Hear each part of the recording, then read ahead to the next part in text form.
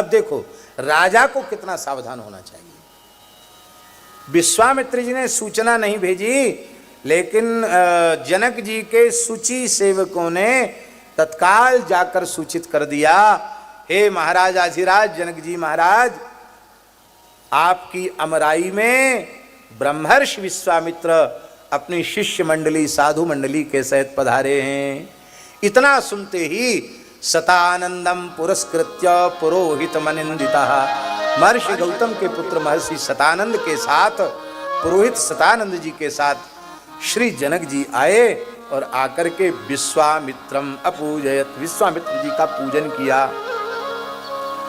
और उस समय राम जी विश्वामित्र जी की आज्ञा से अमराई देखने गए थे। गए रहे देखन अमराई। तो जैसे ही राम लक्ष्मण आए तो उठ के खड़े हो गए सब, क्योंकि तेजवंत है ना, भगवान है। उठ के खड़े हो गए और श्री जनक जी महाराज की दृष्टि सहज भगवान की ओर आकृष्ट हो गई। कहु नाथ सुंदर दो बालक, मुनि कुल तिलक की नृप कुल पालक। ये कौन है? बात सब हो गई और उस संवाद में संकेत भी है कि ये साक्षात परब्रह्म परमात्मा हैं, क्योंकि इन्हीं बिलोकत अति अनुरागा, बरबस ब्रह्म सुख ही मन त्यागा। इससे एक बात बड़ी ऊंची प्रमाणित हो रही है कि निर्गुण निर्विशेष निराकार ज्योतिर्मय ब्रह्म की अनुभूति से सगुण श्री रघुनाथ जी के दर्शन की महिमा अधिक है। अधिक न होती है तो इन्हीं बिलोकत अति अनुरागा, बरबस ब्रह्म सुख ही मन त्यागा। इसका मतलब ब्रह्म सुख, ब्रह्मानंद में तो वो रमण कर रहे हैं, आत्मानंद का उपभोग कर रहे हैं, ब्रह्मानंद का उपभोग कर रहे हैं, पर श्री राम जी का जो मंगलमय सगुण स्वरूप है उसका दर्शन करके जैसे कोई छाछ रावड़ी खा रहा हो। छाछ रावड़ी जानते हैं? राजस्थान में तो सब जानते हैं। छाछ रावड़ी खा रहा हो और उसी समय बढ़िया कोई वेद लक्षणा, भारतीय सुंदर वेद लक्षणा गाय की और बढ़िया छालीदार एक नंबर की रबड़ी लेके आवे, तो फिर रावड़ी छाछ रावड़ी से मूड कौन मारे? फिर तो रबड़ी सड़क सड़क करेंगे। ऐसे ही भैया भगवान के मंगलमय दर्शन के आगे ये ब्रह्मानंद छाछ रावड़ी के जैसा है। जब तक सगुण भगवान का दर्शन नहीं हुआ तब तक उस छाछ रावड़ी को का स्वाद लो, पर राम जी आ गए तो रबड़ी हैं, रबड़ी से भी रबड़ी हैं, सुंदर हैं। बोलो भक्तवत्सल भगवान की जय। वहाँ संपूर्ण बात श्री जनक जी विश्वामित्र महाराज ने बता दी। अहिल्या दर्शनम चैव गौतमेन समागमम महाधनुष जिज्ञासाम कर्तुमागमनम तथा, सारी बात बता दी। अहिल्या उद्धार कैसे हुआ, गौतम जी का अहिल्या जी से मिलन हो गया और ये महाधनुष देखने के लिए ये राजकुमार दोनों पधारे हैं।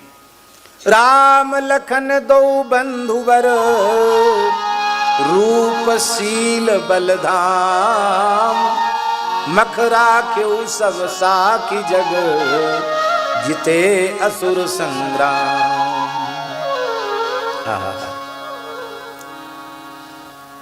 श्रद्धा किसको कहते हैं? गौतम जी ने बहुत प्रसन्नता, शतानंद जी ने बहुत प्रसन्नता व्यक्त की कि मेरी पूज्या माता का मेरे पूज्य पिताजी से मिलन हो गया। हम भी कुछ सुना? हाँ सुनाओ। तो बोले राम जी तुम बड़े भाग्यशाली हो। क्यों? तुम्हें विश्वामित्र जी जैसे गुरुजी मिल गए, इसलिए तुम भाग्यशाली हो। ये किससे कहा जा रहा है? कौन? राम जी, परब्रह्म परमात्मा श्री राम से कहा जा रहा है कि आप बड़े भाग्यशाली हैं, क्योंकि आपको विश्वामित्र जी का सानिध्य प्राप्त है। समझे या से नहीं समझे? अरे भैया, मनुष्य की क्या चले, साक्षात परब्रह्म भी गुरु सन्निधि प्राप्त करके भाग्यशाली हो जाता है। ये गुरु सन्निधि का बहुत बड़ा महात्म्य है। और उस समय विश्वामित्र जी का चरित्र सुनाया। और विश्वामित्र जी का चरित्र कैसा आप सब जानते हो। हमारे यहाँ कहते हैं ढिक धर के सुनाना। बोले आद्योपांत सुनाया। उसमें ये भी सुना दिया कि तुम्हारे खानदान से इनकी कितनी दुश्मनी रही, ये भी बता दिया। सूर्यवंश से कैसी दुश्मनी रही, हरिश्चंद्र को नाकों चने चबवा दिए इन्होंने,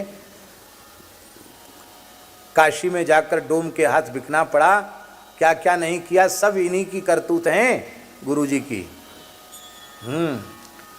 वशिष्ठ जी के 100 पुत्रों को समाप्त करवा दिया इन्होंने। और कितना झगड़ा हुआ इनका तुम्हारे गुरु जी से, और तुम्हारे पूर्वजों से इनका कितना झगड़ा हुआ। और ये महात्मा कोई बहुत उच्च कोटि के नहीं है, तपस्या करने चले और बताओ मेनका से इनका संबंध हो गया, एक बेटी पैदा हो गई। और फिर इसके बाद फिर एक बार रंभा इनके तप में विघ्न करने चली आई। लेकिन धन्य है, श्रद्धा इसको कहते हैं कि विश्वामित्र जी का यह चरित्र सुन करके राम जी के नेत्रों से प्रेमाश्रुधारा बहने लग गई। आहा हा, हमारी तो अगाध श्रद्धा पूज्य गुरुदेव में थी ही, पर आपने उनके मंगलमय चरित्र को सुनाकर हमारी श्रद्धा को हजारों गुना अधिक बढ़ा दिया। इसको कहते हैं श्रद्धा। नहीं तो इतना क्रोधी, इतना कामी कैसे गुरु हो सकता है। हम नहीं बोल रहे हैं क्रोधी कामी है, ये अपराध क्षमा हो, पर सामान्य व्यक्ति सोच सकता है बात बात में क्रोध करने वाला, श्राप दे देने वाला, नई सृष्टि बना देने वाला, और अपने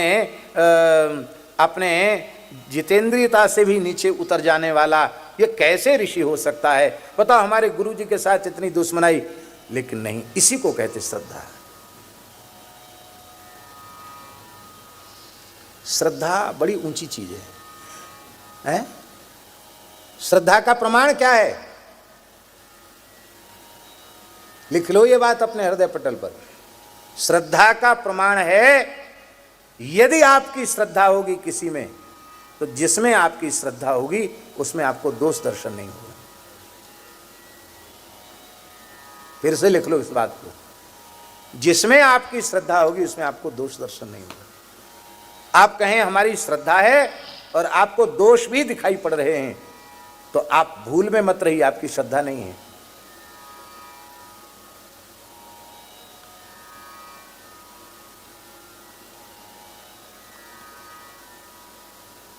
इसीलिए शास्त्राज्ञा है, जिसकी भी सेवा करो भगवत भाव से करो। भगवत भाव रहेगा तो श्रद्धा अविचल रहेगी। भगवत भाव से नीचे थोड़े ही आए, श्रद्धा मिट जाएगी। इसलिए माता पिता को भी भगवत भाव से उनमें श्रद्धा करना, तब सेवा करेगा। नहीं माता पिता में दोष दिखाई पड़ेंगे, आचार्य में दोष दिखाई पड़ेंगे, गुरु में दोष दिखाई पड़ेंगे। आपके भीतर श्रद्धा उत्पन्न ही नहीं होने देंगे। आप कहेंगे उदाहरण, प्रत्यक्ष दोष है और श्रद्धा होने पर दोष नहीं दिखा, उदाहरण दीजिए। हम उदाहरण दे रहे हैं। द्रौपदी के 5 युवा पुत्रों की हत्या अश्वत्थामा ने कर दी। सोते हुए युवा पुत्रों का वध कर दिया, 5 पांडवों के पुत्रों का, जिन्होंने महाभारत युद्ध में बड़ा पराक्रम दिखाया था, क्योंकि वे सब अभिमन्यु से आयु में बहुत बड़े थे, पूर्ण युवा थे वो। और उन महाअतिरथी वीरों को सोते हुए मार डाला अश्वत्थामा ने। और उस अश्वत्थामा को बांध करके अर्जुन ने द्रौपदी के चरणों में उपस्थित किया। लेकिन धन्य है, ब्राह्मण के प्रति कैसी श्रद्धा होनी चाहिए। बाल हत्यारे, अपने पुत्रों की हत्या करने वाले आतताई में उन्हें ब्राह्मण का दर्शन हो रहा है। क्या कह रही है द्रौपदी? मुच्यता मुच्यता मेष ब्राह्मणो नितरां गुरु। अरे ये तो ब्राह्मण है, ब्राह्मण तो जन्म से ही सबका गुरु होता है, इसको छोड़ दो। देखो ये केवल ब्राह्मण नहीं है, सएष भगवान द्रोण प्रजारूपेण वर्तते। वेद में लिखा है आत्मा वही जायते पुत्र इति वेदानुशासनम।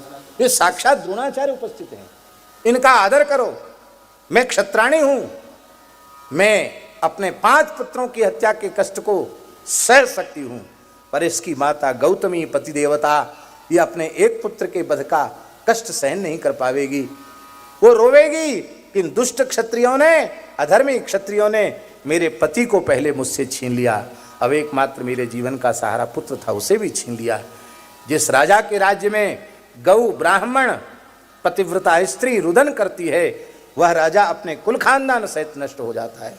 इस रहस्य को तुम लोग नहीं जानते हो, इसलिए ननाम ननाम अपना मस्तक अश्वत्थामा के चरणों में द्रौपदी ने रख दिया। हे ब्राह्मण श्रेष्ठ, हे ऋषि कुमार, हे गुरु, ये क्रोधवश मेरे पतियों के द्वारा किया गया आपका तिरस्कार, आप इसे क्षमा करें। मैं इनकी उससे क्षमा मांगती हूं। इसको कहते हैं श्रद्धा। और यही कारण है कि ठाकुर जी द्रौपदी पर बिके हुए हैं, बिके हैं ठाकुर जी, क्योंकि सगुण उपासक पर हित निरत नीति दृढ़ ने ते नर प्राण समान मम जिनके द्विज पद प्रेम। बोलो भक्तवत्सल भगवान की जय। वाल्मीकि का श्लोक बड़ा प्यारा है। नास्ति धन्य तरो राम त्वत्तोन्यो भुवि कश्चन गोप्ता कुशिक पुत्रस्ते येन तप्तं महत्तपः। इस धरती पर हे राम तुमसे अधिक भाग्यशाली कोई दूसरा नहीं है, क्योंकि महर्षि विश्वामित्र जी का सानिध्य तुम्हें प्राप्त है। और इस प्रकार से पूरा चरित्र सुनाया। राम जी का भाव और अधिक बढ़ गया। बोलो भक्तवत्सल भगवान की जय।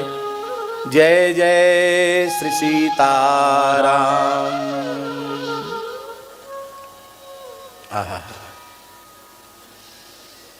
ब्रह्मण से पुत्रौ दशरथस्येमौ क्षत्रियौ लोक विस्तृतौ दृष्टुकामौ धनुश्रेष्ठं यदेतत्त्वयि तिष्ठति। विश्वामित्र जी कह रहे हैं, हे राजर्षि जनक, ये दशरथ नंदन श्री राम लक्ष्मण उस दिव्य भगवान शिव का जो दिव्य धनुष है, जिसे आपके पूर्वज देवरात को दिया था भगवान ने स्वयं, जिसकी वंश परंपरा से आपके यहाँ पूजा होती है, वह धनुष तुम्हारे पास है। उस धनुष का ये दर्शन करना चाहते हैं। जनक जी ने कहा जरूर, ये तो धनुष से चल ही रहा है, हम जरूर दर्शन कराएंगे। धनुष का पूरा इतिहास सुनाया और कहा कि यह कोदंड हमारे पूर्वज देवरात जी को भगवान शिव ने दिया था। और एक समय की बात है, मिथिला में घोर अकाल पड़ा और उसका प्रायश्चित ब्राह्मणों ने बताया 12 वर्ष के घोर अकाल का, कि महाराज जनक महारानी सुनैना जी के सहित स्वयं सोने के हल से जुताई करें, बैल की जगह पर स्वयं लगें और पुरोहित जी बीज बपन करें, हाँकें पीछे से, तब उस भूमि पर यज्ञ होगा और उस यज्ञ से सुवृष्टि होगी। तो अथमे कृषता क्षेत्रम लांगला दुत्थिता ततः क्षेत्रम शोधयता लब्धा नामना सीतेति विश्रुता। जनक जी कह रहे, जिस समय में यज्ञार्थ धरती का कर्षण कर रहा था, उसी समय हल्के शीत भाग के स्पर्श से और श्री जानकी जी प्रकट हो गई। बोलो श्री सीता महारानी की जय। जानकी जी की बधाई उत्सव कल हम लोग मना चुके हैं, इसलिए अब बारंबार उसको पुनः नहीं कहेंगे। पद्म पुराण में स्पष्ट लिखा हुआ है कि सीता जी नित्य किशोरी के रूप में प्रकट भई और बाद में वे वात्सल्य सुख प्रदान करने के लिए और छोटी सी कन्या के रूप में प्रकट हो गई। यह रामचरितमानस का जो निरूपण है वह कुछ भिन्न है और वाल्मीकि रामायण का निरूपण कुछ भिन्न है। नित्य आप लोग मानस जी का नवान्न कर रहे हैं। आज ही हमने सुना, हमको पता नहीं था कि नवान्न हो रहा, आज इन्होंने बताया। कि सस्वर अयोध्या जी से महापुरुष आए हैं और सविधि गायन वादन पूर्वक मानस जी का नवान्न पारायण भी यहाँ हो रहा है। बहुत अच्छा, बड़ा दिव्य आयोजन हो रहा है। हमारा मन बहुत प्रसन्न है यहाँ आकर। यद्यपि शरीर थोड़ा सा कुछ अन्यथा हो रहा है, लेकिन फिर भी मन बहुत प्रसन्न है। भगवान की बड़ी कृपा है। तो यहाँ तो श्रीमद् हम वाल्मीकि रामायण की कथा कह रहे हैं, इसलिए उस ग्रंथ की ही चर्चा विशेष रूप में करेंगे। मानस जी का पाठ तो आप लोग करते ही हैं। श्री जनक जी ने कहा कि नशे कुरुतस्य धनुषस्तोलने तोलने पि धनुषस्तोलने पिवा नशे कुरु ग्रहणे तस्य धनुषस्तोलने पिवा। इस धनुष को झुकाकर न तो कोई वीर प्रत्यंचा चढ़ा सका, न इस धनुष को अपने भुजदंडों पर उठा सका। ये ऐसा विचित्र धनुष है। यद्यस्य धनुषो रामः कुर्यादारोपणं मुने सुतामयोनिजाम सीताम दद्याम दाशरथे राम। श्री जनक जी कह रहे हैं, यदि राम जी इस धनुष को झुकाकर इस पर प्रत्यंचा चढ़ा दें तो मैं अपनी अयोनिजा पुत्री सीता को श्री राम जी को, दशरथ नंदन श्री राम को प्रदान कर दूंगा। विश्वामित्र जी ने कहा, करे भाई आप बार बार ऐसा क्यों कह रहे हो कि यदि ये चढ़ा दें, यदि ये चढ़ा दें। पूरी तो कथा सुना दी, कितना बड़ा बड़ा पराक्रम करके आए हैं, फिर भी आप संदेह व्यक्त कर रहे हैं। देखो आप धनुष दिखाते क्यों नहीं हैं, आप धनुष दिखा दीजिए। अब यहाँ एक प्रश्न है। प्रश्न ये है कि जिस समस्या का समाधान किसी वीर से हुआ नहीं, धनुष किसी से टूटा नहीं, और उसका समाधान विश्वामित्र जी के द्वारा प्रस्तुत किया जा रहा है, तब तो जनक जी को कहना चाहिए था, चलो चलो चलो जल्दी चलो, जल्दी चलो, तोड़ो धनुष, हमारी समस्या का समाधान हो जाएगा। लेकिन इतना कहने के बाद भी जनक जी क्यों नहीं कह रहे हैं कि राम जी चलकर धनुष पर प्रत्यंचा चढ़ाइए, तोड़िए, क्यों नहीं कह रहे हैं? इसमें एक बड़ा मधुर भाव है। राम जी का दर्शन करके श्री जनक जी के हृदय में वात्सल्य भाव इतना अधिक छलक आया। इतने सुकोमल हैं ये रघुनंदन, छोटे से बालक हैं, इनका प्रसन्नता से खिला हुआ मुख कमल है। मेरी बेटी कुंवारी रह जाए, अविवाहिता रह जाए, इस कष्ट को तो मैं सह लूँगा, लेकिन कहीं इनकी नरम कलाई मुरक गई, मूछ आ गई, या ये इनका प्रसन्नता से खिला हुआ मुख कमल क्षणार्ध के लिए भी मलिन हो गया, तो मैं उसे देख नहीं पाऊंगा, मैं तो निष्प्राण हो जाऊंगा। ये उनका भाव है। इसलिए बंदों परिजन सहित विदेहु जिन्हि राम पग पूर सनेहु जोग भोग में राखेउ धोई राम बिलोकत प्रगटेउ सोई राम बिलोकत प्रगटेउ सोई राम बिलोकत प्रगटेउ सोई।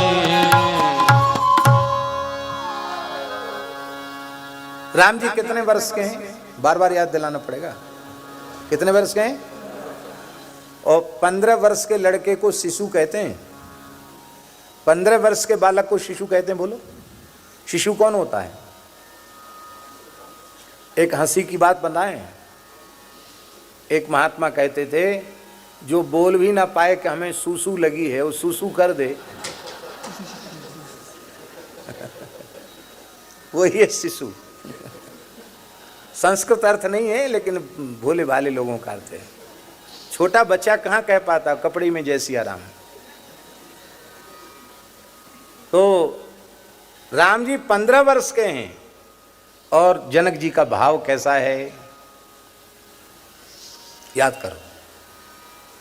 सहित विदेह बिलोकहि रानी सहित विदेह बिलोकहि रानी शिशु सम प्रीति ना जाय बखानी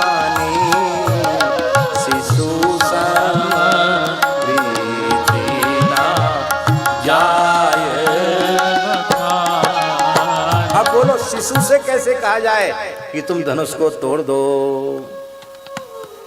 पर विश्वामित्र जी ने कहा, रे भाई हम 3 बार कह चुके हैं, आप उत्तर नहीं दे रहे हो। धनुर्दर्शय रामाय इति हो वाच पार्थिवम। अरे महाराज धनुष दिखाइए तो सही।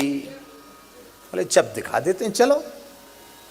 तो इदम धनुर्वरम ब्रह्मन् जनकैरभिपूजितम राजभिश्च महावीर्यैः असक्तैः पूरितम तदा नैतत्सुरगणा सर्वे सासुरान च राक्षसा गंधर्वयक्ष प्रवरा सकिन्नर महोरगाः क्वगतिर्मानुषाणाञ्च धनुषोऽस्य प्रपूर्णे आरोपणे समायोगे वेपने तोलने तथा।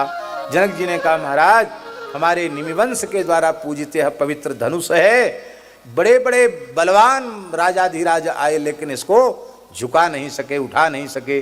देवता, राक्षस, गंधर्व, यक्ष, किन्नर, नाग, ये भी जब इसको उठा न सके, हिला न सके, तो क्व गतिर मानुषाणाम, पर मनुष्यों की तो बिसात ही क्या है जो इसको झुका दें। आरोपणे समायोगे बेपने, बेपने माने हिला भी नहीं सकते और उठाने की बात तो तोल नहीं पीवा।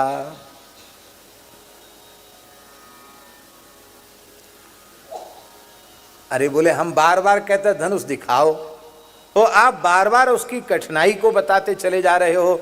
अरे भाई दिखाओ तो सही। तब जनक जी ने देखा कि बाबा जी गुस्सा होने लगे हैं, अब तो थोड़ा रुक्ष वाणी होने लगी। तब उन्होंने धनुष को दिखाया। देखते ही विश्वामित्र जी ने क्या कहा, विश्वामित्र समानस्तु श्रुत्वा जनक भाषितम वत्स राम धनु पश्य इति राघवम अब्रवीत। बेटा राम धनुष को देखो, उठाओ तोड़ो नहीं, धनुम पश्य, धनुष को देखो। इसका अर्थ क्या है? एक चेला था, एक शिष्य था, और उस जमाने में मोटरसाइकिल और कार गाड़ी ये सब थी नहीं, घोड़े पर ही सवारी करते थे। तो गुरुजी के पास घोड़ी थी बहुत अच्छी। तो गुरुजी ने कहा, वत्स रामदत्त, हाँ गुरु आज्ञा पय गुरु। बोले इस घोड़ी को गंगा जी का जल दिखा लाओ, पानी दिखा लाओ। क्या कहा गुरुजी ने? घोड़ी को पानी दिखा लाओ। चेला इतना आज्ञाकारी था कि प्यासी घोड़ी को गंगा जी तक तो ले गया और बोला, देखो गुरुजी ने कहा गंगा जी का दर्शन करो, देखो गंगा जी कैसी सुंदर गंगा जी है, दंडोत कर लो। उसका मूड ऐसे ऐसे झुकाया, ले आया। गुरुजी ने देखा कि जैसे पहले प्यासी थी, अपनी जीभ से अपने जबड़े चाट रही थी, इसको तो नहीं लगता कि इसने पानी पिया है। ये है, इसको पानी नहीं पिलाया। बोले गुरुजी आपने कब कहा था कि इसको पिला के आना पानी? आपने कहा था इसको पानी दिखा लाओ, दिखा लाए पानी। ऐसे शिष्य राम जी नहीं हैं। राम जी जानते हैं कि गुरुजी के पश्य कहने का भाव क्या है। केवल देखने का भाव नहीं कि राम जी मंजूषा खोली जाती और राम जी हाथ ठीक है, बहुत अच्छा, पाँव पर लिए हमने, अब ठीक बंद कर दो। ऐसे नहीं, पश्य राम धनु वत्स राम धनु पश्य इति राघवम अब्रवीत। हे बेटा राम धनुष को देखो। यहाँ एक भाव आचार्य जी ये है कि हे रघुनंदन, तुम इतने अप्रतिम अमोघ प्रभाव से युक्त हो कि तुम्हें तोड़ना नहीं पड़ेगा, तुम्हारी तो नजर से धनुष टूट जाएगा, तुम्हारी आंख भी कहाँ झेल पाएगा ये धनुष। आहा, और सच्ची बात है, राम जी के पास 2 धनुष सदा तैयार रहे थे, जिन पर प्रत्यंचा नहीं है। वो धनुष क्या है? राम जी की कमान के जैसी खिंची हुई भौहें, ये उनके धनुष हैं, जिन पर डोरी नहीं है। बिना डोरी का धनुष किसी काम का नहीं, पर रघुनाथ जी की बिना डोरी के 2 धनुष, इनसे अपने तिरछी चितवन की पैनी बाणों की वर्षा करते हैं, और मुस्कुराकर जिसको एक बार देख देते वो तो सदा सर्वदा के लिए घायल हो जाता है। बोलो भक्तवत्सल भगवान की जय। उठहु राम भंजहु भव चापा, मैं तो तात जनक परितापा, मेटहु तात जनक परितापा। परशुराम लक्ष्मण संवाद में लक्ष्मण जी ने क्या कहा, आपको याद है? छुअत टूट रघुपति ही ना दोषु। छूते ही टूट गया, इसमें राम जी का दोष नहीं। आप क्यों इतना गुस्सा कर रहे हो? राम जी ने तो छुआ था, छूते ही टूट गया। यहां एक बड़ी सुंदर बात है। राम जी ने कहा कि हे राजर्षे, हे जनक जी, गुरु जी ने तो आज्ञा दी है देखने की, दर्शन तो हो गया, लेकिन अभी मन संतुष्ट नहीं हुआ दर्शन से। तब क्या करें? बोले इदम धनुर्वरम दिव्यम संस्पृशामि पाणिना।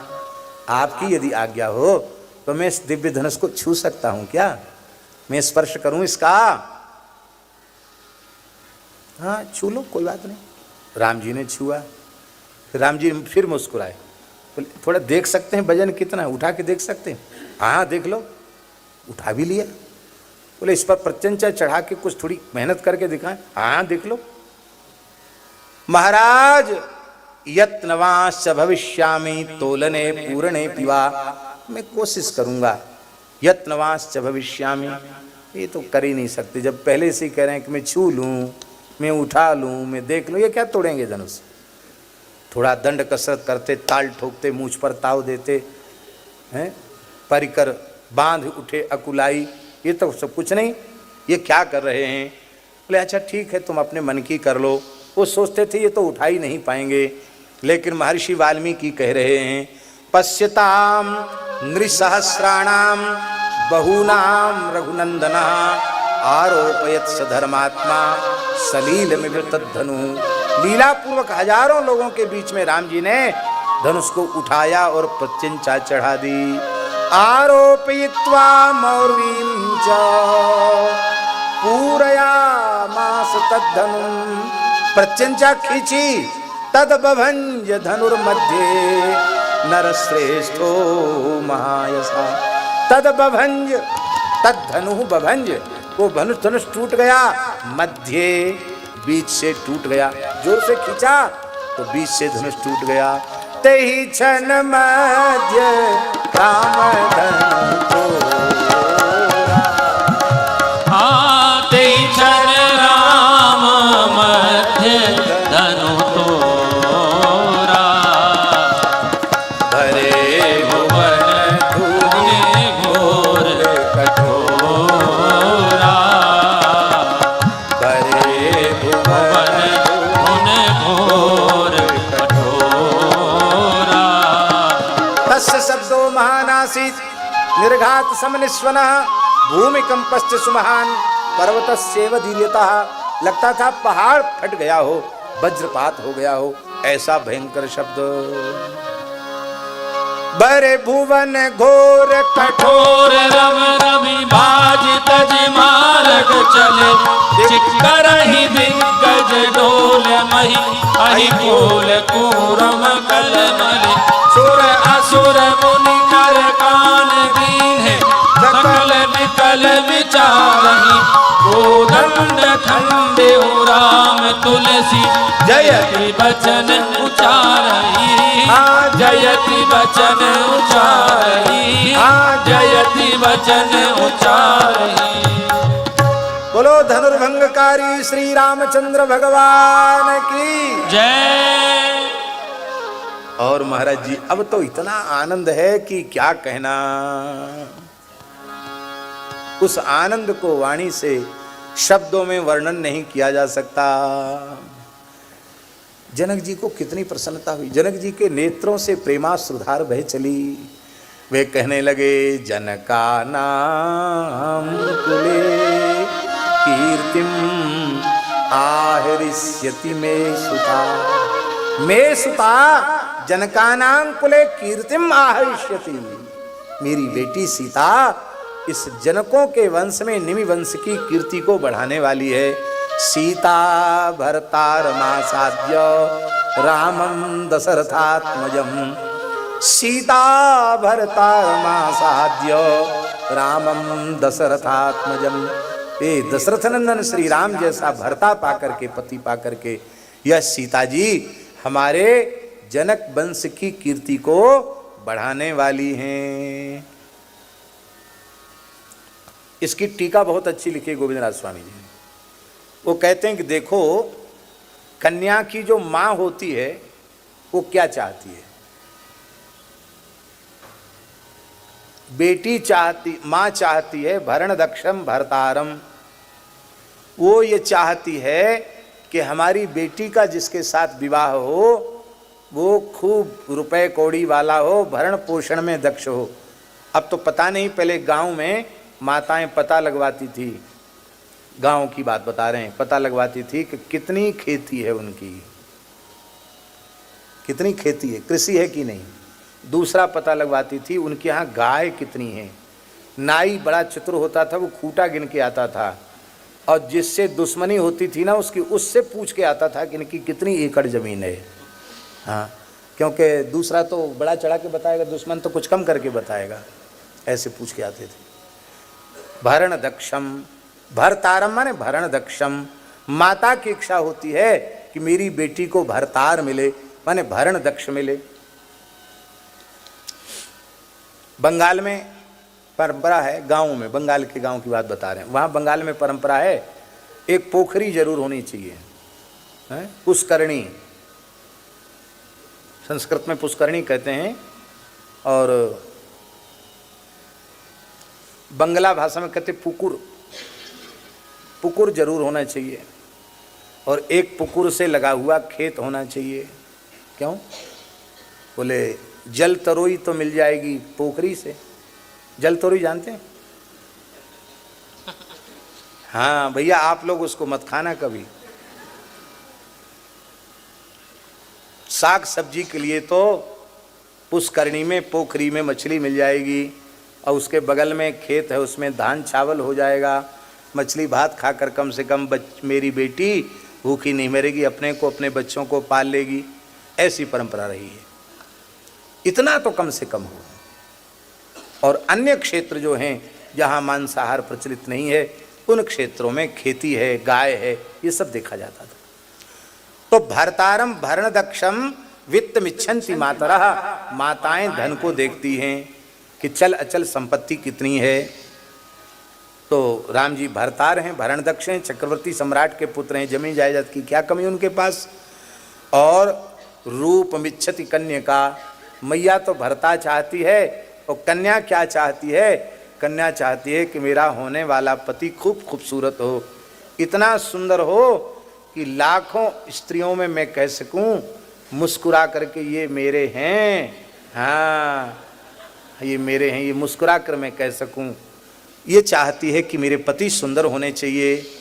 और बांधवाः कुलमिच्छन्ति, पिता बांधव ये क्या चाहते हैं? बोले कुलम इच्छन्ति।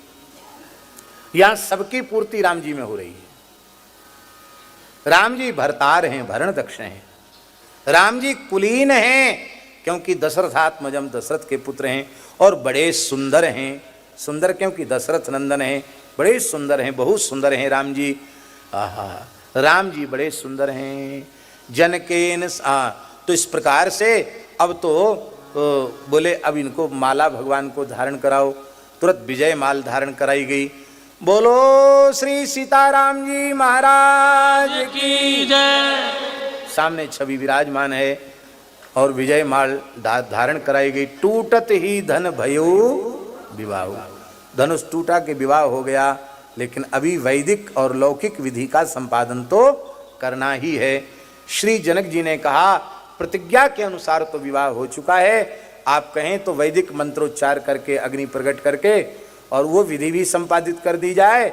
आपकी क्या आज्ञा है? श्री जनक जी ने, श्री विश्वामित्र जी ने कहा राजन, हम आपके मनोभाव को समझते हैं, आपका भी मन है कि बढ़िया से बारात निकले, भांवर पढ़े, सब काम बढ़िया, लौक और वेद दोनों विधियों का आदर होना चाहिए। तो उत्तम बात तो यह है कि आपको अपने दूतों के द्वारा अयोध्या जी संदेश भेजना चाहिए, और वहाँ से गाजे बाजे से दशरथ जी आवें और बढ़िया विवाह हो, सबको आनंद मिले। बोले हाँ महाराज, मेरा मन भी यही है, आपने बहुत अच्छी बात कही। तो जनकेन समादिष्टा दूतास्ते क्लांत वाहना। जनकपुर से अयोध्या कितनी दूर है? हमने देखा नहीं कितने किलोमीटर है, ये तो मोबाइल में देख के बताएंगे। नहीं देख लो, कोई बात नहीं, मना थोड़ी है, देख के बता दो हमको। जान है 400 किलोमीटर है। आप कह रहे हैं 400 किलोमीटर, भैया तो मोबाइल में भी देख लो। हम आचार्य जी की बात को प्रामाणिक मानते हैं, लेकिन वे ये उत्साह में भरे हुए हैं तो अपने 460 हैं। हाँ तो बिल्कुल ठीक कहा, एकदम ठीक कहा। गूगल गुरु की बात लोग मानते हैं आजकल। 460 किलोमीटर की दूरी दूतों ने 3 दिन में पूरी की। चौथे दिन तो अयोध्या जी पहुंच गए। जनकेन समादिष्टा दूतास्ते क्लांत वाहना त्रिरात्रम उसिता मार्गे ते योध्याम प्राविशन पुरीम। 3 रात्रि बीच में विश्राम किया। चौथे दिन तो सब अयोध्या जी पहुंच गए। हमारे यहाँ घोड़े इतने तेज दौड़ने वाले थे कि एक दिन में 100 किलोमीटर दौड़ने में उनको किसी प्रकार का कष्ट होता नहीं था, ऐसे अश्व हुआ करते थे। और वहाँ जब जैसे ही पहुँचे, वहाँ दशरथ जी अपने दरबार में विराज रहे थे। और ऐसे वैसे नहीं, वशिष्ठ जी भी वहीं थे, वामदेव जी भी वहीं थे, जावाली ऋषि वहीं थे, कश्यप जी वहीं थे, मारकंडे वहीं थे, सब वहीं थे, सब 8 मंत्री वहीं थे, सारी प्रजा के प्रधान प्रतिनिधि वहाँ बैठे थे। और वहाँ जैसे ही दूतों ने समाचार सुनाया, आहा क्या कहना। दशरथ जी तो सुन सुनकर तृप्त नहीं हो रहे हैं, और सुनाओ और सुनाओ और सुनाओ। बार बार सुनते हैं, बार बार प्रसन्न होते हैं। तुम नीके निज नयन निहारे। नीके माने ठीक है दोनों राम लक्ष्मण? हाँ ठीक है, बिल्कुल भी। क्या ठीक ना होते तो धनुष कैसे तोड़ते? उनको खांसी खुर्रा तक नहीं है, सर्दी जुखाम तक नहीं है, एकदम बढ़िया है, बहुत अच्छे हैं, अच्छे हैं। तो निज नयन निहारे, अपनी आंखों से तुमने देखा? हाँ देखा, हमने क्यों नहीं देखा, सबने देखा, हमने क्यों नहीं देखा? बोले प्रमाण प्रस्तुत करो कि तुमने मेरे राम जी को देखा है। बड़ी प्यारी चौपाई है।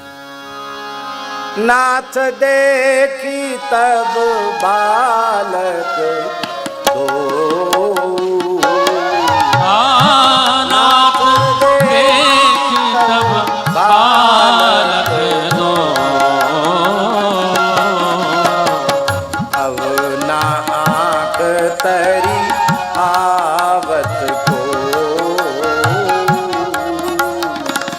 अब ना आँख तरी आवत को। क्या सुंदर बात। भगवत दर्शन का प्रमाण क्या है? बोले भगवान का दर्शन जो आंखें कर लेती हैं, फिर उन नेत्रों में संसार के नाशवान नाम और रूप उसमें समाहित होते नहीं। हमारे महात्मा तो कहते हैं कि दूतों ने कहा दशरथ जी से कि हमारी आंखों में देखो। आंखों में क्या देखें? बोले आंख गोलकों में यदि राम लक्ष्मण दिखाई पड़े तो तुम समझना कि हमने दर्शन किया है, और न दिखाई पड़े तो समझ लेना हम झूठ बोल रहे हैं। क्योंकि अब तो इन आँखों में श्री राम लक्ष्मण ऐसे बस गए हैं कि अब न आँख तरी आवत को, अब दूसरा कोई आँख में आ ही नहीं रहा है। अब देखो जनक जी क्या, दशरथ जी क्या कह रहे हैं? दशरथ जी कह रहे हैं भैया जल्दी करो जल्दी करो। वशिष्ठो वामदेवश्च जाबालिरथिका कश्यपा मार्कंडेयस्तु दीर्घायु का ऋषि कात्यायनस्तथा एते द्विजा प्रयान्त्वग्रे स्यन्दनम योजय सुमे। वशिष्ठ वामदेव जाबाली कश्यप मार्कंडे कात्यायन महर्षि ये सब आगे अलग अलग रथ में बैठ के चलें, हमारा रथ तैयार करो। क्यों? बोले यथा कालात्ययो न स्यात्, कहीं ऐसा न हो कि समय बीत जाए। दूता ही त्वरयन्ति माम, हम तो आराम से जाते पर क्या करें, ये दूत बहुत जल्दी मचा रहे हैं, जल्दी चलो जल्दी चलो जल्दी चलो जल्दी चलो। सच्ची बात है, दूतों ने एक बार भी नहीं कहा कि जल्दी चलो, पर दशरथ जी का राम जी में प्रेम इतना है, अब वो ऐसे कैसे कहें? कहते क्या करें, दूत खड़े हैं सामने खड़े, कहते चलो चलो चलो। बारात जब निकलती है ऐसे ही होता है, किराए की बस करते गांव में, चलो चलो चलो चलो चलो, एकदम घर का आदमी भी घूमेगा और वो अपना जूता भी नहीं पहनने देंगे, जूता एक हाथ में लिए, कपड़ा कंधे पे डांगे, भाग रहे हैं, दौड़ रहे हैं, अरे बस खड़ी है, बस खड़ी है, बस खड़ी, ड्राइवर हल्ला मचा रहा है। और फिर वहाँ बैठ गए। वो एसी बस तो है नहीं, गांव की देहाती बस। जेठ की दोपहरी में, टीका टिक दोपहरी में 12 साढ़े 12 बजे बस में बिठा दिया। अब उनको लघु शंका लगी, उतर नहीं सकते, क्यों? अब लड़के के मामा जी आ रहे हैं, अब मौसा जी आ रहे हैं, अब फूफा जी आ रहे हैं, अब उनकी प्रतीक्षा करो, उनकी प्रतीक्षा करो। अब फिर प्रतीक्षा ही नहीं, अब जगह में, बस में जगह नहीं है, खड़े हो जाओ, उनको बैठने की जगह दो। अब वहाँ जैसे ही बारात पहुँच गई, बस तो अपनी फिर कोई नहीं पूछता कि तुमने खाया पिया कि नहीं पिया, क्या करोगे। दूत आही त्वरियंती माम, क्या करें, दूत बहुत जल्दी मचा रहे हैं, हमको जाना पड़ेगा। सबके उर निर्भर हरस प्रेम पूरित पुलक शरीर, कवहीं देखवे नैन भर राम लखन दो वीर। सबके मन में एक ही बात है। दशरथ जी के, जनक जी के दूत 3 दिन में आए और श्री दशरथ जी 4 दिन में पहुंच गए। उनको 3 दिन लगे, चौथे दिन पहुंचे, उनको 4 दिन रास्ते में लगे, 5वें दिन पहुंच गए। कितनी तेजी से चले हों, आप विचार कीजिए। इतनी बड़ी बारात को लेकर चलना, ये बहुत विलक्षण बात है। कितनी त्वरा है इनको। लेकिन एक समस्या यहाँ भी आ गई। इस इतनी बड़ी बारात को देख करके सब बड़े आनंदित हो रहे हैं, बहुत अच्छी बारात है, बहुत अच्छी बारात है, बहुत अच्छी बारात है। ये किसकी बारात है? बोले चक्रवर्ती महाराज दशरथ जी के ज्येष्ठ पुत्र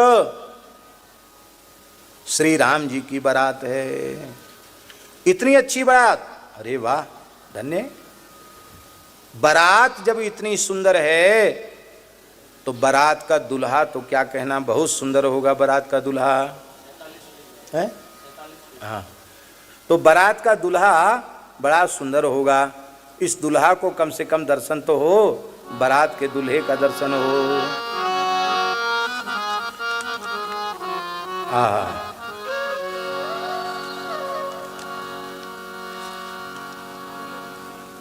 इस प्रकार से जय जय श्री सीताराम। बड़ा सुंदर, इसमें नहीं, हाँ इसमें नहीं।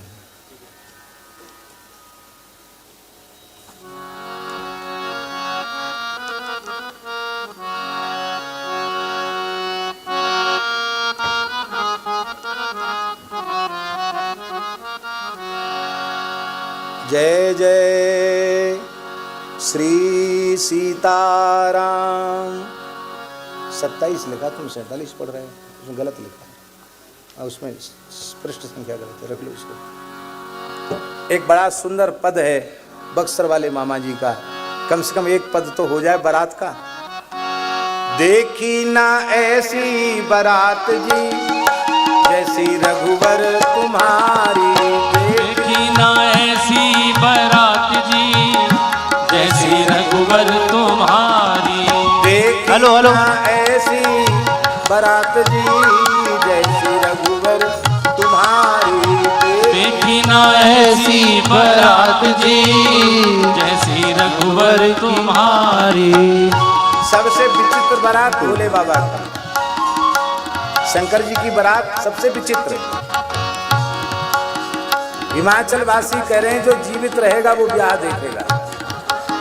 बारात को देख के लोग प्राण त्याग देंगे, कितने विकट भूत प्रेत।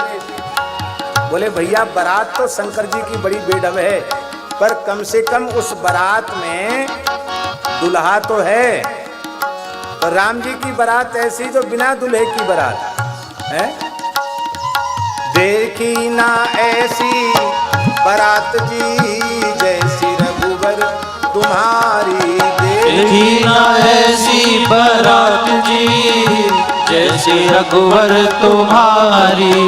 समधी एक नाम के दशरथ, समधी एक नाम के दशरथ।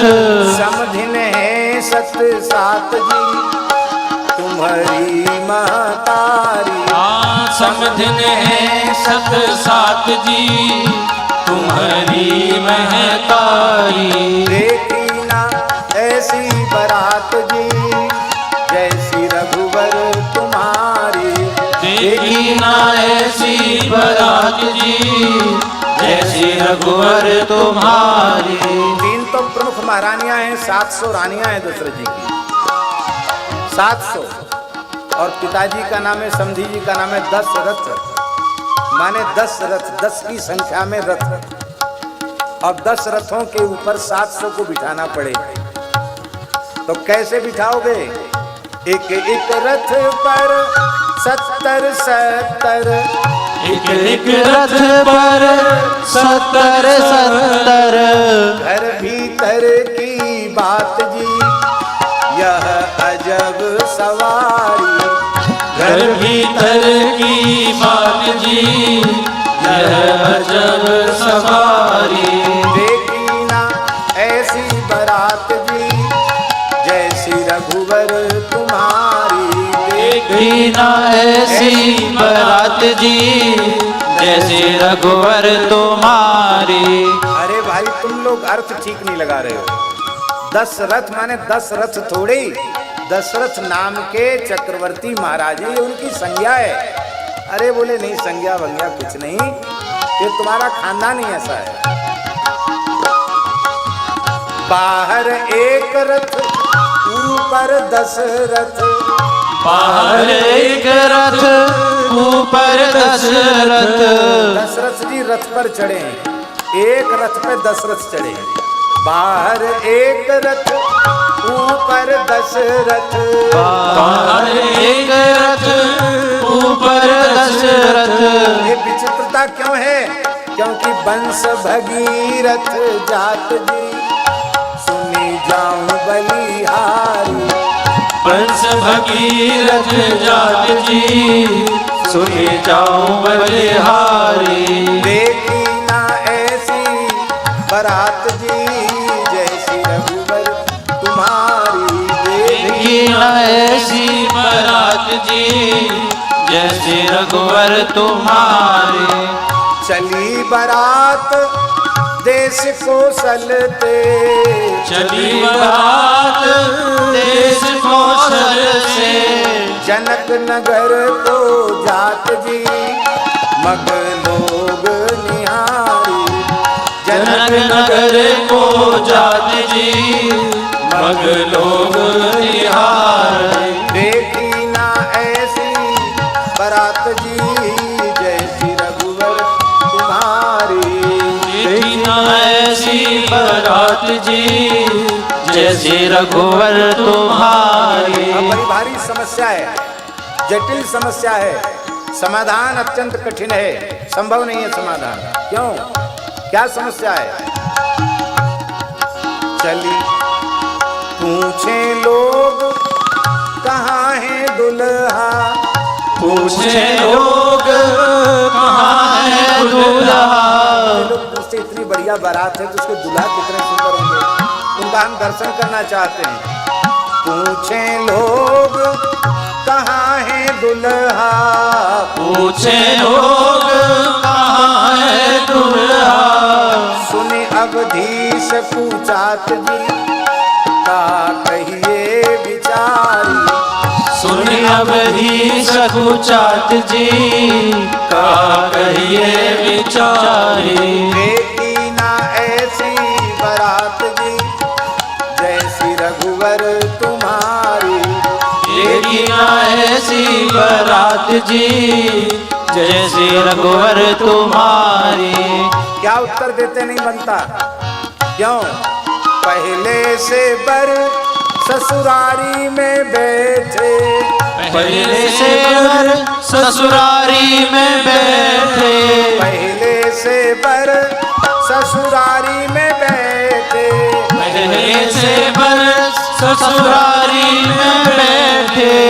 सुनी सब हंसत ठठात जी, जय जय कर तारी, सुनी सब हंसत ठठाल जी, जय जय करतारी। देखी ना ऐसी बारात जी, जैसी रघुवर तुम्हारी, देखी ना ऐसी बारात जी, जैसी रघुवर तुम्हारी। ऐसी बारात भूतो न भविष्यति, ऐसी बारात भूतो न भविष्यति, जसिया भई है हठात जी, सब जग से न्यारी, जैसे भई है हठात जी, सब जग से न्यारी। देखी ना ऐसी बारात जी, जैसी रघुवर तुम्हारी, देखी ना ऐसी बारात जी, जैसे रघुवर तुम्हारी। बोले गुरुजी, जब ये बताया जाता है कि वर तो पहले से ससुराल में पहुंच गए हैं, तो बड़ी हंसी होती है हमारी, बड़ा मजाक होता है हमारा। इसका समाधान अभी तो बहुत दूर है, एक ही दिन हुआ है, अभी पता नहीं कितना समय और लगेगा। आप समाधान करें, गुरुजी तो समाधान करेंगे, कौन करेगा?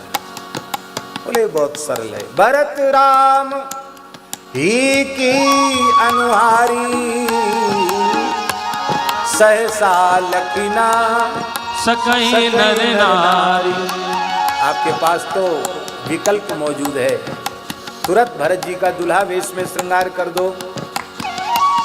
जैसे ट्रैफिक पुलिस वाले बोलते नहीं मुंह से, बोले तो कहाँ तक बोलेंगे बेचारे।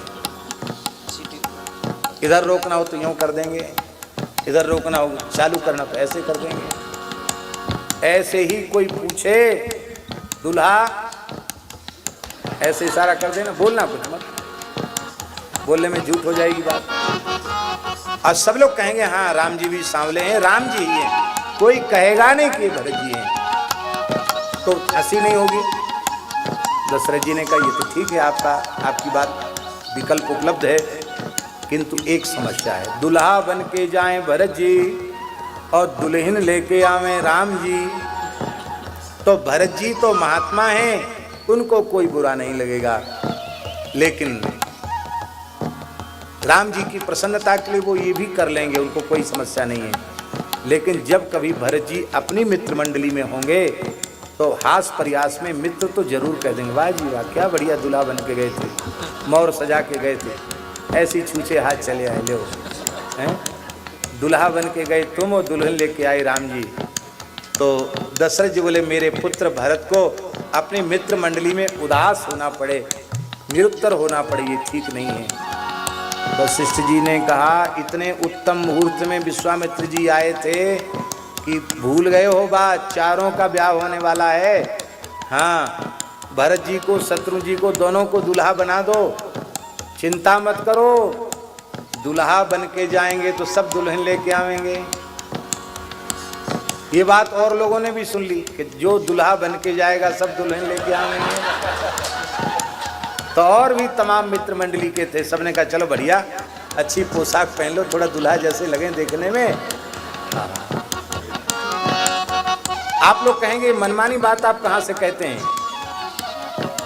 सकल कुंवर ब्याहे ही करनी, सारे कुंवरों का विवाह उसी प्रकार से हो गया। अयोध्या से जितने कुंवारे गए थे सबका विवाह हो गया। ब्राह्मणों का ब्राह्मण कुमारों का ब्राह्मण कन्याओं से, क्षत्रिय कुमारों का क्षत्रिय कन्याओं से, वैश्य कुमारों का वैश्य कुमारियों से, और चतुर्वर्ण के लोगों का अपने वर्ण के अनुरूप कन्याओं से विवाह हो गया। अरे कहाँ तक कहें, अयोध्या से हाथी आए थे, वो भी हथनी लेके गए, घोड़ा घोड़ी लेके गए, कोई कुंवारा रहा नहीं। इसलिए राम जी के जैसा ब्याह तो राम जी का ही हुआ। अस विनोद प्रति नगर गाँवपुर, अस विनोद प्रति नगर गाँवपुर जे मग माही भिटात जी प्रमुदित नर नारी। जे मग माही भेटात जी प्रमुदित नर नारी। देखी ना ऐसी बारात जी जैसी रघुवर तुम्हारी। देखी ना ऐसी बारात जी जैसी रघुवर तुम्हारी।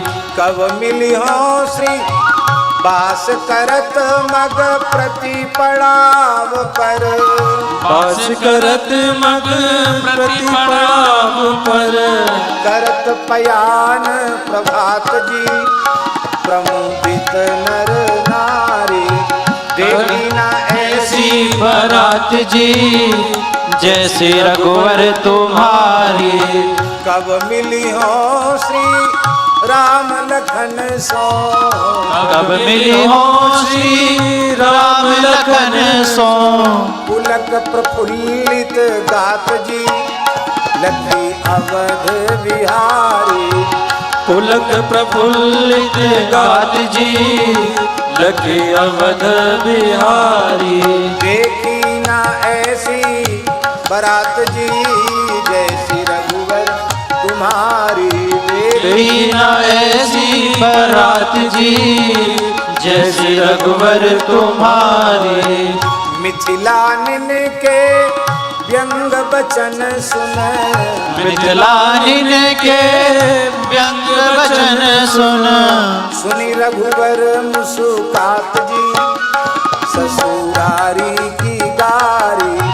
सुन रघुवर मुस्कात जी ससुरारी की गारी।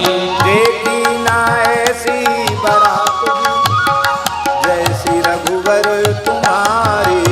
देखी ऐसी बारात जी जैसे रघुवर तुम्हारी।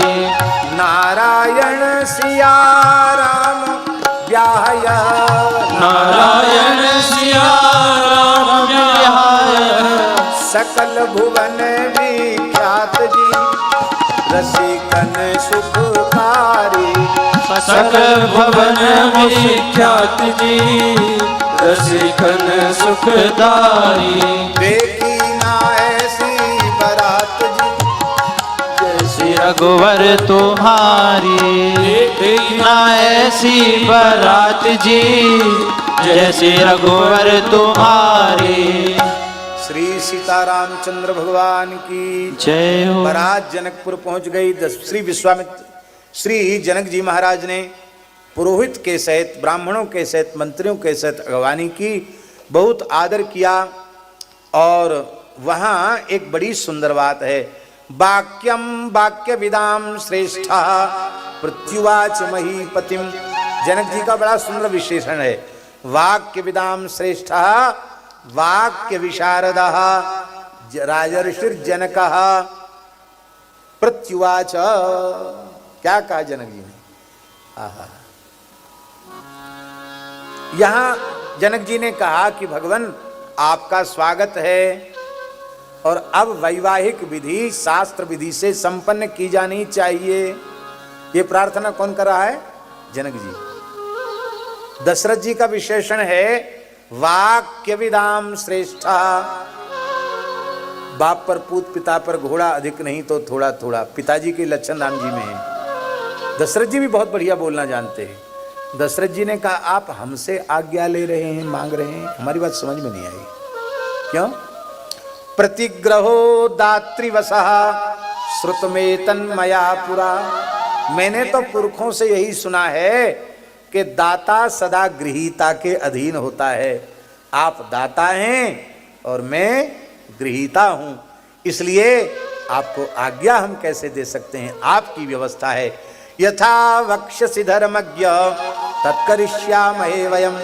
आप जैसी आज्ञा देंगे हम वैसा ही करेंगे। श्री राम लक्ष्मण विश्वामित्र जी के सहित आए हैं। पिताजी को प्रणाम किया है। महर्षि विश्वामित्र जी के चरणों में दशरथ जी ने मस्तक रखकर प्रणाम किया है।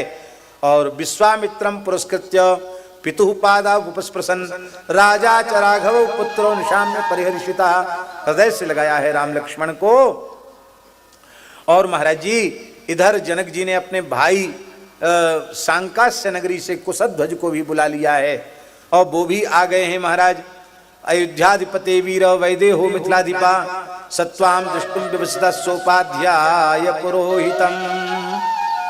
प्रार्थना की है कि आप कृपा करके पधारें, विवाहिक विधि के लिए पधारें।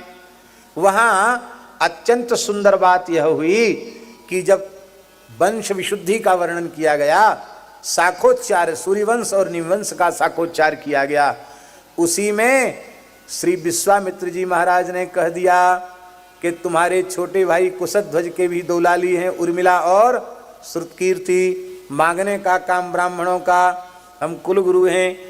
अपने पुत्र श्री लक्ष्मण के लिए, यजमान पुत्र लक्ष्मण के लिए उर्मिला जी का हाथ वो जनक जी की पुत्री है और उस पुत्री हैं, वो मांग ली वशिष्ठ जी ने। और विश्वामित्र जी ने भरत जी के लिए मांडवी और शत्रुघ्न जी के लिए श्रुतकीर्ति का हाथ मांग लिया। इस प्रकार से बड़ी प्रसन्नता हुई। ददामि परम प्रीतो बद्धौ ते मुनि पुंगव। जजमानों ने कुछ नहीं किया, पुरोहित ने ही सारा काम कर लिया। ये पुरोहितत्व, यजमान का हित सोचना। सीता रामाय भद्रन्ते उर्मिलाम लक्ष्मणाय वै। बोले भाई अब चारों के ब्याह का तो निश्चय हो गया, लेकिन अभी ये पाणी ग्रहण करने के अधिकारी नहीं है। अब सोच लो, राम जी के आचरण में कोई न्यूनता नहीं है, वो परम धर्ममय विग्रह हैं, शूरवीर सुंदर सब कुछ हैं, और उन्होंने धनुष तोड़ा है, वे भला पात्र क्यों नहीं है? प्रश्न हो सकता है कि नहीं? इसका समाधान ये है, भाई शास्त्र की संपूर्ण विधियों का पालन किए बिना वे अधिकारी नहीं हो सकते।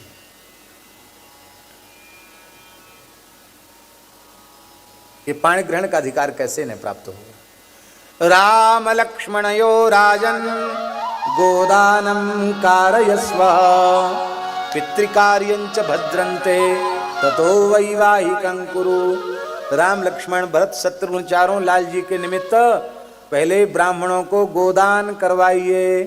गोदान किए बिना ये पाणी ग्रहण करने के अधिकारी नहीं है। यह है गौ की महिमा। राम जी ने, लक्ष्मण जी ने, भरत जी ने, शत्रुघ्न जी ने गोदान न किया होता तो ये भी विवाह के पात्र नहीं बन पाते। ये गोदान की विधि। आहा, ग्रंथांतरों में लिखा है कि श्री दशरथ जी उदार चक्र चूड़ामणि हैं। उन्होंने एक एक लाल जी के लिए 1.25 करोड़ गायों का दान कराया। कितना? 1.25 करोड़। तो चारों लाल जी के लिए कितना हो गया? 5 करोड़ गायों का दान किया। कितने गायों का दान? अब और एक बात सुन लो, गोदान का अधिकारी कौन है? आपके पास धन है, आप गोदान नहीं कर सकते। क्यों? एक उदाहरण दे रहे हैं।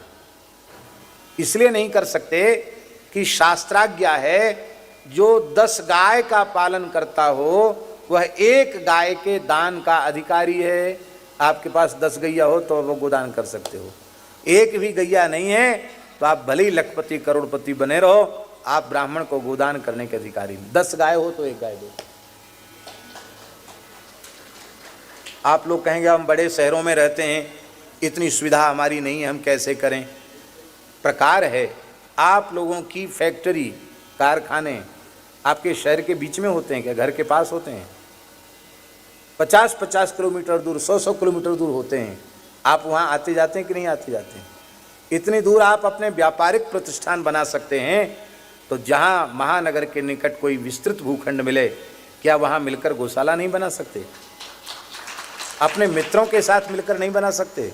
बना सकते हैं। इच्छा शक्ति का अभाव है, इसलिए आप गौशाला स्थापित नहीं करते। दूसरी बात, मान लो यह भी संभव न होवे तो यदि भगवान ने आपको सामर्थ्य दी है तो जिन गौशालाओं में, गोष्ठों में अनाश्रित गोवंश की सेवा होती है, वहां आप कम से कम 10 गाय की भरण पोषण की व्यवस्था आप बना करके आप गोदान का अधिकार प्राप्त कर सकते हैं। आप 10 गायें गोद ले लें गौशाला की, कि इनका मासिक न्यूनतम खर्च इतना है, उसको हम वहन करेंगे, हमारे ठाकुर जी इसको वहन करेंगे। यदि 10 गाय आपने गोद ले ली किसी गौशाला की तो आप गोदान के अधिकारी, नहीं तो आप गोदान के अधिकारी नहीं। अब एक और बात सुन लो, ब्राह्मण गोदान का पात्र है, पात्र है कि नहीं? और बुरा नहीं मानना, हाँ, ये शरीर भी विप्रकुलोत्पन्न ही है। हम ब्राह्मणों की निंदा करें ये स्वप्न में भी संभव नहीं है, पर हम जो कहने जा रहे हैं वो बात थोड़ी कठोर है।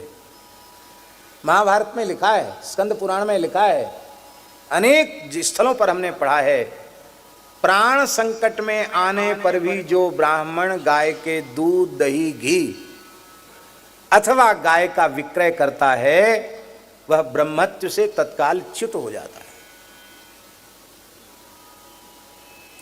ब्राह्मण को इसीलिए गो गाय का अधिकार है कि वह यज्ञागादि करे, देवताओं का हव्य और पितरों का कव्य करे, और उसके आवश्यकता से अधिक गाय है तो किसी अकिंचन ब्राह्मण को वह दे दे। लेकिन हमारे पास दूध की खपत है 10 ही लीटर की, हमारी तो 100 लीटर हो रहा है, तो हम 100 रुपये लीटर दूध बेचने लग जाएं, फिर छाछ भी बेचने लग जाएं, घी भी बेचने लग जाएं, और गोदान के नाम का पैसा सब अपने पास लेते रह जाएं, तो वो सब प्रायश्चित भोगना पड़ेगा। इसलिए भैया, गाय बेचने की वस्तु नहीं है, गव्य पदार्थ बेचने की वस्तु नहीं है। एक जगह हमने ये बात कह दी, महाभारत की कथा चल रही थी 1 महीने की और सीकर में, और उसमें प्रकरण गाय का आया तो हमने ये बात कही, तो बहुत से ब्राह्मणों ने आकर हमसे शिकायत की, बोले महाराज जी हम बहुत गरीब हैं, आपकी कथा से प्रेरित होकर हम गौ सेवा में लगे हैं, अब हमारे पास कोई सेठ साहूकार नहीं है कि जिसको हम मांग करके चारे के लिए हम कुछ मांगे, हम कुछ व्यवस्था करें, तो हम तो गौ सेवा ही नहीं कर पाएंगे। हमको आप उपाय बताओ कि हम गौ सेवा भी करें और हमको उसका पाप ना लगे। तो हमने भगवत प्रेरणा से उनको निवेदन किया कि यदि गौ सेवा की आपकी भावना है तो आप यदि मान लो दूध, दही, घी आप देते हैं किसी को मूल्य दे करके, तो आप फिर इतना पक्का करें कि उस मूल्य का एक भी फूटी कौड़ी अपने व्यवहार में ना आ जाए। उस धन को चारा, दाना, पानी में खर्च करके गौ सेवा में ही आप लगा दें, क्योंकि गाय को आप हटा नहीं सकते। तो इस प्रकार से गौ सेवा के लिए, गाय के लिए आपने स्वीकार किया है, अपने भूखे रह जाओ पर उस अन्न, उस धन का उपयोग अपने निजी व्यवहार में मत करो। दूसरी बात, बड़ी विनम्रता पूर्वक ब्राह्मणों से निवेदन की जा रही है कि यदि आपने गोदान का संकल्प यजमान से कराया है तो उस संकल्पित राशि को अपने गृहस्थाश्रम के उपयोग में न लो, अपने गौ माता की सेवा में लगाओ, अथवा जहाँ कहीं प्रेम से गोवंश की सेवा होती हो वहाँ गौ माता की सेवा में। बड़े दुख की बात है, एक मारवाड़ी परिवार की माताजी, शारदा माताजी, बड़ी भक्ता थी अपने कलकत्ता की, और आप सुनकर आश्चर्य करेंगे, लगभग 300 मूल पारायण श्रीमद् भागवत के किए थे उन्होंने, 300 मूल पारायण। मानस जी के भी कितने 108 पारायण उन्होंने किए। बड़ा पवित्र, बड़ा अच्छा जीवन था। शेठ श्री जयदयाल गोयनका जी ने, वो उनके कोई संबंध में ही लगते थे, तो उनकी गोद में बैठकर तो उन्होंने गीता जी बचपन में ही कंठस्थ कर ली थी। जब 5-6 वर्ष की, 7 वर्ष की रही तब गीता कंठस्थ हो गई थी उनको। बड़ा अच्छा जीवन था। उन्होंने एक बार रो कर के वृंदावन में हमसे कहा, महाराज जी हमने अमुक ब्राह्मण को गाय दान की और लगातार 4-5 बार गोदान करते रहे, लेकिन जिस गाय का हमने दान किया हमको गोष्ठ में वह दिखाई नहीं पड़ी। पता लगा तो बेच लेते हैं। मन में हमारी बहुत पीड़ा हुई, हम ब्राह्मण को गाय दान करें और ब्राह्मण उसको बेच ले, ये अच्छी बात नहीं। तब मैंने उनको कहा, देखो आपने श्रद्धापूर्वक तीर्थ के ब्राह्मण को दिया है, आप ब्राह्मण में दोष का चिंतन न करें, आप उनका आदर सम्मान यथावत करते रहें, उनके यहाँ गौ सेवा भी करते रहें, भगवान ने आपको संपत्ति दी है। लेकिन अब आप किसी ऐसे ब्राह्मण को दें जो आपकी गाय कभी हटावे नहीं। बोले हम तो आपके ठाकुर जी को देंगे, हमको अब किसी को नहीं देना। मैं कहा चलो हमारे लिए तो नहीं ठाकुर जी, लेकिन पहली बार, सबसे पहली बार उनके द्वारा अच्छी से अच्छी सुंदर थार नस्ल की सुंदर गाय राजस्थान से वो लेके मंगवाई, और फिर उन्होंने गाय का दान किया। आज ये वार्ष तो कई वर्ष हो गए, लेकिन उन गायों के पवित्र वंश से मलुक पीठ की गौशाला तो भरी, जड़खोर में भी उसका वंश है, गौशाला है।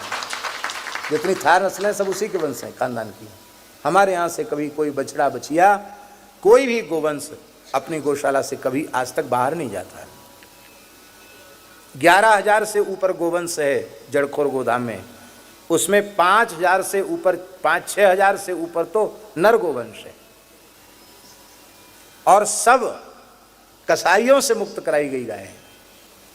लेकिन आप जाकर दर्शन करेंगे गायों का तो आपका मन प्रसन्न हो जाएगा कि जो 1-2 की संख्या में अपने घरों में गाय का पालन करते हैं, उनकी गाय भी इतनी पुष्ट और इतनी स्वस्थ नहीं दिखाई पड़ती जितनी स्वस्थ अपने ठाकुर जी की गौशाला की गाय। ऐसा नहीं सोचा जाता कि भाई ये तो दूध देती नहीं है, ठल्ल गाय हैं तो इनको खाली भूसा दे दो। सबको दाना मिलता है। भरतदास जी तो वहीं रहते हैं गौशाला में, और जो भी जड़खोर गोधाम में आता है वो गायों का दर्शन करके इतना प्रसन्न होता। सरकारी अधिकारी ऑफिसर आते, वो कहते हमने अपने जीवन में ऐसी गौशाला नहीं देखी।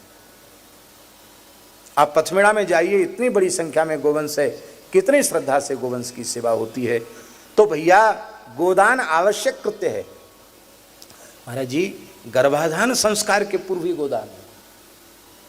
पारस्कर गृह सूत्र आदि में गर्भाधान के पूर्व भी गोदान है, सीमंतोन्नयन संस्कार के समय भी गोदान है, और जन्म के बाद भी नालोच्छेदन के पूर्व भी गोदान है, और अन्नप्राशन, नामकरण, अन्नप्राशन, प्रत्येक संस्कार, अंत्येष्टि तक गोदान है, और अंत्येष्टि के बाद सपिंडी कृत्य तक गोदान है। भारतीय वैदिक सनातन धर्म में गाय का इतना महत्वपूर्ण स्थान है कि महाराज जी जन्म के पहले से गाय और मरने के बाद तक गाय। गाय के बिना हमारे जीवन की कल्पना संभव नहीं। इसलिए यथासाध्य सभी लोगों को गौ सेवा करनी चाहिए। मैं कभी भी कथा के माध्यम से यह नहीं कहता हूं कि हमारे यहाँ इतनी गैया हैं, आप लोग पैसा दो, गौ सेवा करो। हम सदा यही कहते हैं, पूरी धरती पर जहाँ कहीं भारतीय देसी गाय हैं वो हमारे भगवान की हैं, भगवान के नाते हमारी हैं। जहाँ उनकी सेवा की आवश्यकता हो वहाँ आप सेवा कीजिए। हम यदि अहंकार करें कि मैं गौ सेवा करने वाला हूँ तो हमसे बड़ा मूर्ख इस धरती पर कोई दूसरा नहीं। गौ ब्राह्मण के प्रतिपालक तो भगवान हैं, मनुष्य कहाँ हो सकता है। भगवान ही कर रहे हैं। भगवान निमित्त किसी को बना देवें। अब बिल्कुल सच्चे कह रहे हैं ये बात। भगवान तो सर्वांतर्यामी है, सबके साक्षी हैं। हमसे कोई पूछे कि आप जड़खोर गोधाम के संस्थापक हैं, अध्यक्ष हैं, 2.5 करोड़ से ऊपर राशि हर महीने खर्च होती है गौ सेवा में, आप कहाँ से व्यवस्था जुटाते हैं? हम उत्तर नहीं दे सकते। मान लो इनकम टैक्स वाले आ जाए, पूछें कि 2.5 करोड़ खर्च है तुम्हारा, लिखा पढ़ी वाला खर्च 2.5 करोड़ है, आप कहाँ से जुटाते हो? हम उत्तर नहीं दे सकते। तो जो वहाँ कार्यालय में बैठते वो उत्तर, वो भी नहीं दे सकते उत्तर। तब कौन कर रहा है? मनुष्य कर रहा है क्या? भगवान कर रहे हैं। हाँ, ये बात अवश्य है कि जहाँ ईमानदारी से गौ सेवा होती है वहाँ संस्था कभी लाभ में नहीं आती है, वहाँ हमेशा संस्था पर कुछ न कुछ कर्ज बना रहता है। हमारी संस्था पर भी 10-5 करोड़ का कर्ज तो हमेशा, 10-12 करोड़ का तो हमेशा रहता है, लेकिन हमारे चित्त पर उसका प्रभाव नहीं पड़ता। क्यों नहीं पड़ता? इसलिए नहीं पड़ता कि हमने कोई अवैधिक ऊटपटांग काम करने में थोड़ी कर्ज लिया है, अच्छे काम के लिए मिल लिया है। हमारे पूज्य गुरुदेव भक्तमाली जी कहते थे कि किसी का कर्ज लेकर मर जाओगे तो कर्ज चुकाने के लिए आना पड़ेगा। हमने कहा महाराज जी गौ सेवा में कर्ज हो जाता, क्या करें? महाराज जी बोले, भाई संसार के ऋणानुबंध चुकाने के लिए जन्म ले रहे हो, अरे भाई कभी गाय के लिए भी जन्म लो तो जन्म लेना निंदित नहीं माना जाएगा। यदि गाय के लिए कर्ज किया और मर गए, उसको चुकाने के लिए फिर जन्म लेना पड़ेगा, फिर गौ सेवा करनी पड़ेगी, ये तो सौभाग्य की बात है। कर्ज होना चाहिए ये बात नहीं है, लेकिन कथनचित अब गाय तो भूखी नहीं रहेगी। आपको जमीन के कागज बैंक में रख करके या किसी भी पद्धति से, जो भी उचित पद्धति, उस पद्धति से आपको लेना पड़ेगा पैसा कि नहीं? गाय भूखी रहेगी? गाय भूखी प्यासी रहेगी या गौ सेवकों को समय से उनकी मासिक तनख्वाह नहीं मिलेगी तो उनके घर में सुविधा हो जाएगी। तो वो गो पालकों का, गो सेवकों का दुखी होना भी ठीक नहीं है, क्योंकि वो दुखी होंगे तो गाय दुखी होगी, वो गाय भूखी प्यासी रहेगी नहीं। और हम आपको सत्य कह रहे हैं कि भयंकर कोरोना के काल में भी गाय एक दिन भी भूखी नहीं रही। ऐसे ऐसे चमत्कार हुए कि हम आपको वर्णन करें, आप सुनकर आश्चर्यचकित हो जाएंगे। गौशाला में जो लोग सेवा देखते हैं उन्होंने कहा महाराज जी बहुत विकट स्थिति है, जहाँ से चारा हम लोग मथुरा से, जहाँ से बड़े व्यापारियों से ले रहे हैं, वो कहते पुराना जमा करो तब नया लो, अब इस समय सबके धंधे बंद हैं, क्या करें कैसे करें। मैंने कहा कोई बात नहीं, कैसे भी करके दूसरी जगह से लेकर के सोचो, पर गाय तो भूखी नहीं रहेगी। गाय को ऐसा नहीं कि एक समय दे दिया जाए, नहीं 2 समय खाती है तो 2 समय ही खाएगी, गाय तो पूरा खाएगी, आहार करेगी। उस समय पूर्ण लॉकडाउन चल रहा था और एक व्यक्ति दक्षिण भारत से, हैदराबाद तरफ से एक व्यक्ति आया जिसने हमको कभी नहीं देखा, हमने भी उसको नहीं देखा। वह व्यक्ति आया, हवाई जहाज से आया, कैसे कैसे आया, जाने पास बनवाया था क्या किए तो भगवान जाने कैसे आया। वो आया और आकर के सूटकेस खोल दिया। बोले महाराज, हमने कहा बहुत गर्मी है कुछ पानी पी लो। बोले हम पानी ही तब पिएंगे जब आप इसे स्वीकार कर लो। हमको 2 दिन से नींद नहीं आ रही थी कि इस समय कोरोना में गायों की क्या स्थिति होगी। मैंने सोचा मैं तो सामान्य व्यक्ति हूँ, वैश्य हूँ, ये कुछ कागज़ रखा है, रुपए को बोल रहा था कागज़, ये कागज़ है, ये गाय के चारे में लग जाए तो बहुत अच्छा है। दिया और हमारे पास 1-2 सेव फल थे, हमने उसको प्रसाद में दिया, तुरंत वापस हो गया। बोले हमारी गाड़ी नीचे खड़ी है क्योंकि लॉकडाउन का समय है, हम जैसे तैसे बड़ी कोशिश करके आए, फिर हमको दिल्ली से फ्लाइट पकड़ना है। आते ही गौशाला वालों को भैया संभालो ले जाओ। व्यापारी का तो चुक भी गया और कुछ चारा आ भी गया। ऐसी 1-2 घटनाएं, कितनी घटनाएं ऐसी। इससे मनुष्य अहंकार करना छोड़ दे कि गौ सेवा का काम हम कर रहे हैं। गौ सेवा का काम गौ ब्राह्मण प्रतिपालक भगवान करते हैं, बस हम उसमें निमित्त बन जाएं। मेरी प्रार्थना है आप कहीं भी, भगवान ने जो कुछ आपको सामर्थ्य दी है, कम से कम दशांश आप पवित्र कार्यों में, और उन पवित्र कार्यों में सबसे पवित्र कार्य है गौ सेवा, उसमें यदि आप व्यय करें तो यह स्थिति नहीं होगी। बड़े दुख की बात है, नेपाल जो हिंदू राष्ट्र था, जिसकी धार्मिकता प्रमाण मानी जाती थी, आज उस नेपाल में भी वेद लक्षणा देसी गोवंश का दर्शन नहीं हो रहा है। जर्सी और शंकर जाति का पशु यहाँ आ गया। अभी इन्होंने कहा एक दिन हमको कि गौशाला दर्शन कराएं, तो मैंने कहा उसमें देसी गैया हैं कि सब इधर उधर की हैं। बोले सब तरह की हैं। तो हमने आपको क्या कहा, मैंने कहा कि हम देखेंगे तो हमको कष्ट होगा, इसलिए हम यहीं से गायों को प्रणाम करते हैं। गाय का शास्त्रीय लक्षण ही जहां घटित नहीं हो रहा है, वो गाय कैसे है। इसलिए आपकी सामर्थ्य है तो जो विशुद्ध वेद लक्षणा गाय है, शासनादिमत्वम गौर लक्षणम, उस प्रकार से जहां गोत्व है ऐसी गायों का आप पालन पोषण कीजिए, उनकी सेवा कीजिए। बोलो भक्तवत्सल भगवान की। तो भगवान राम लक्ष्मण भरत शत्रुघ्न के द्वारा गोदान कराया गया, नांदी श्राद्ध कराया गया, इसके बाद विवाह का आरंभ हो गया। श्री विश्वामित्र जी ने कहा सदृशो धर्म संबंधा सदृशो रूप संपदा राम लक्ष्मण यो राजन सीता चोरुमलिया सह। ये धर्म संबंध सब प्रकार से अनुरूप है। राम जी के सर्वथा अनुरूप जानकी जी हैं और लक्ष्मण जी के सर्वथा अनुरूप श्री उर्मिला जी हैं। और ये 2 पुत्रियों का विवाह और मांडवी और सतकुर्ती का विवाह, इनका भी विवाह हुआ। अब तो प्रसन्न हो गए। एकान्ना राजपुत्रीणाम चतुस्त्रीणाम महामुने पाणिन गृह्णन्ति चत्वारो राजपुत्रा महाबला। एक ही मुहूर्त में, एक ही मंडप के नीचे चारों लाल जी ने पाणि ग्रहण किया। बोलो भक्तवत्सल भगवान की। बक्सर वाले मामा जी कहते थे कि बाबा श्री मलूकदास जी तो कहते हैं, अजगर करे न चाकरी पंछी करे न काम, दास मलूका यों के सबके दाता, लेकिन दाता राम गृहीता राम बन गए। बोले गृहीता रामचंद्र भगवान की जय।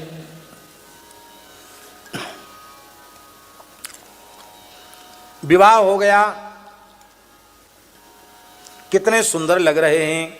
सस्तई कृत गोदानी व्रतसन्न प्रतिष्ठा लोकपाली रिवाभाति व्रत सौम्य प्रजापति। जैसे लोकपालों के सत प्रजापति ब्रह्मा की शोभा होती है, ऐसी दशरथ जी की शोभा हो गई।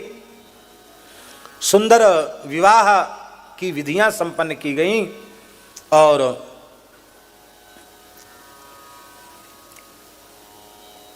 वशिष्ठ जी ने कहा कि अब विवाह की लग्न का समय आ गया है, इसलिए आप अनुमति दें तो वह प्रक्रिया आरंभ कर दी जाए।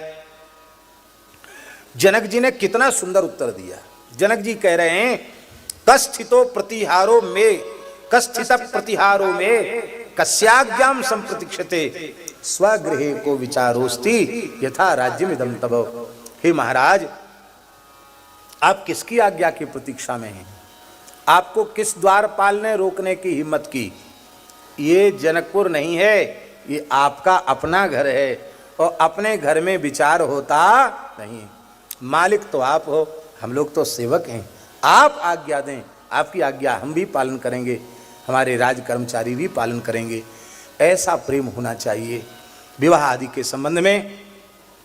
अब तो महाराज अततः सीतां समानीय सर्वाभरण भूषितां समक्षमग्ने संस्थाप्य राघवाभिमुखे तदा। अग्नि के समक्ष श्री जानकी जी को सुंदर पीठिका पर विराजमान किया गया, राम जी के सन्मुख विराजमान किया गया। और अब्रवीत जनको राजा कौसल्यानंद वर्धनम यम सीता मम सुता सहधर्मचरी तव। श्री जनक जी ने कहा, हे कौसल्यानंद वर्धन श्री राम, यह सीता मेरी पुत्री है और आपकी सहधर्मचरी है। यह मेरी बेटी आपके समानो धर्म सहधर्मा तम चरतीति सहधर्मचरी, आपके समान धर्म का आचरण करने वाली है, आप इसे स्वीकार करें। राम जी ने श्री जानकी जी का पाणी ग्रहण किया। बोलो श्री सीताराम जी महाराज की। लक्ष्मण जी ने उर्मिला जी का पाणी ग्रहण किया, भरत जी ने मांडवी जी का पाणी ग्रहण किया और शत्रुघ्न कुमार ने श्रुतकीर्ति जी का पाणी ग्रहण किया। विधि पूर्वक वैवाहिक विधि संपन्न हो गई। और थोड़ा अंतर है श्रीमद् रामचरितमानस में और वाल्मीकि रामायण में। रामचरितमानस में तो विश्वामित्र जी अयोध्या तक लौट के गए हैं, लेकिन यहाँ विश्वामित्र जी लौट के नहीं गए, ना तो बक्सर लौट के गए और ना अयोध्या लौट के गए। वहीं से जगामोत्तर पर्वतम हिमालय की ओर चले गए। हमारा काम पूरा हुआ, हम भजन के लिए जा रहे हैं। इससे एक प्रेरणा लेनी चाहिए, महात्माओं को, ब्राह्मणों को, ऋषियों को इसी प्रकार का निर्मोह, निर्लिप्त, निष्काम होना चाहिए। कोई बंधन नहीं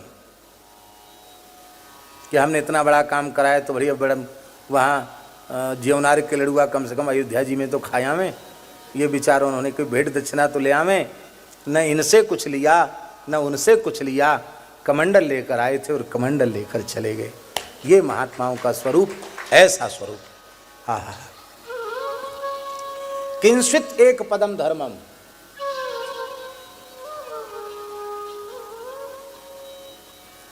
एक पद में धर्म का निरूपण करना हो तो वह क्या है? निर्लोभता। क्या है? एक शब्द में यदि धर्म को कहना हो तो वो है निर्लोभता। निर्लोभता ही धर्म है। लोभ की वृत्ति जब तक भीतर रहेगी तब तक पाप भीतर रहेगा ही। ये महाभारत में स्पष्ट कह दी गई है। इसलिए निर्लोभ ही निष्पाप है, और जो निष्पाप होगा वो निर्लोभ होगा, जो निर्लोभ होगा वो निष्पाप होगा। क्योंकि लोभ है सर्व पाप कर मूल, सारे पापों की जड़ का नाम लोभ है। विश्वामित्र जी को कोई लोभ नहीं, चले गए जगामोत्तर पर्वतम। और यद्यपि बड़े प्रेम से बारात लंबे समय तक रोकी गई, लेकिन जब विश्वामित्र जी ही चले गए तो सबका मन हल्का हो गया। बोले भाई जो एक मुख्य सूत्रधार थे वे ही चले गए, भैया अब हम लोग भी चलें अयोध्या जी। दशरथ जी ने कहा कि देखो बहुत लंबा समय हो गया, हम लोगों को अयोध्या जाना चाहिए। बड़ा विरह है जनक जी के मन में, लेकिन अब आग्रह को तो कैसे वो टाल सकते हैं। और उस समय मार्ग में श्री परशुराम जी का मिलन हुआ वाल्मीकि रामायण के अनुसार। रामचरित में तो परशुराम लक्ष्मण संवाद बड़ा अद्भुत संवाद है, वो भी बिल्कुल सही, वो गलत नहीं है, एकदम सही है। क्योंकि उसकी विशेषता ये है, देखो लक्ष्मण जी परशुराम जी महाराज को अपमानित कर रहे हैं, ये बात स्वप्न में भी नहीं सोचनी। लक्ष्मण जी परशुराम तत्व को नहीं जानते हैं, यह बात भी अपने मन में कभी नहीं आनी चाहिए। और परशुराम जी लक्ष्मण तत्व को, शेष तत्व को न जानते हो, यह बात भी संभव नहीं है। श्री राम तत्व को न जानते हो, यह बात भी संभव नहीं है। लक्ष्मण जी भी पूर्ण ज्ञानी है, और परशुराम जी तो भगवत अवतार हैं, उनके ज्ञान में संदेह संभव ही नहीं। फिर ये नाटक क्यों? ये नाटक केवल इसलिए था कि दुष्ट राजा गाल बजा रहे थे, झगड़ा करो, यों करो, त्यों करो, जानकी छीन लो, जनक पर चढ़ाई कर दो। तो परशुराम जी और लक्ष्मण जी ने मिलकर ऐसा संवाद किया, ऐसा संवाद किया,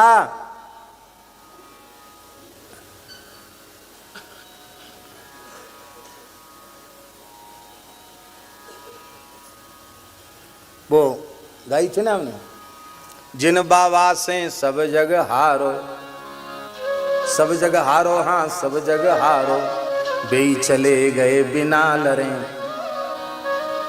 बिना लड़े चले गए। पहलों परे रहे आम तरे, दूल्हा बन गए हरे हरे, क्षमे क्षमा मंदिर दो भ्राता, वो भी चले गए। उस समय राम ए दास रथे वीर वीर्यंते सुवित भृतम धनुषो भेदनम चेव निखिलेन मया श्रुतम। परशुराम जी ने कहा, रामभद्र तुम्हारे पराक्रम को हमने सुना है, तो तुम इस हमारे धनुष पर प्रत्यंचा चढ़ा करके दिखाओ। दशरथ जी बहुत व्याकुल हैं, बोले हमारे बालकों को आप अभय दान दें, ये रंग में भंग कहाँ से चले आए। लेकिन दशरथ जी के गिड़गिड़ाने की ओर परशुराम जी ने बिल्कुल ध्यान नहीं दिया। यहाँ एक वाक्य है आचार्य जी, इत्युक्त्वा राघव क्रुद्धो, राघव क्रुद्धा, राम जी क्रोधित हो गए। राम जी क्रोधित क्यों हुए? ये बड़ी विचित्र बात वाल्मीकि जी ने लिख दी। राम जी को ये लगा कि अरे मेरे पिताजी रो रहे हैं, गिड़गिड़ा रहे हैं, चरणों में पड़े हैं, और ये उनकी ओर बिल्कुल देख ही नहीं रहे हैं, उपेक्षा कर रहे हैं। अपने पिता की उपेक्षा को देख करके उनको रोष हुआ। इतने बड़े हो गए, अरे आप चाहे जितने बड़े हो, कोई आपके चरणों को पकड़ के रो रहा है तो उसी और एक वाक्य तो कहो, देखो तो सही, देख तक नहीं रहे हो मेरे पिताजी का, इतना अपमान कर रहे हो, इतना अहंकार तुमको।